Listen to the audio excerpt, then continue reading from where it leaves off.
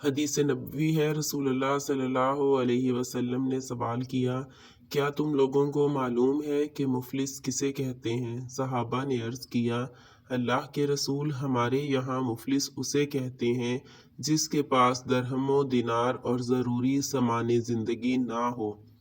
رسول اللہ صلی اللہ علیہ وسلم نے فرمایا، ہماری امت میں مفلس وہ شخص ہے جو قیامت کے دن روزہ، نماز اور زکوٰۃ کے ساتھ اس حال میں آئے گا کہ اس نے کسی کو گالی دی ہوگی، کسی پہ تہمت باندھی ہوگی، کسی کا مال کھایا ہوگا، کسی کا خون بہایا ہوگا اور کسی کو مارا ہوگا۔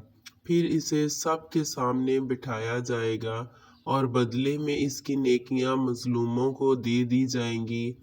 پھر اگر اس کے ظلموں کا بدلہ پورا ہونے سے پہلے اس کی نیکیاں ختم ہو جائیں گی تو مظلوموں کے گناہ لے کر اس پر رکھ دیے جائیں گے اور اسے جہنم میں ڈال دیا جائے گا۔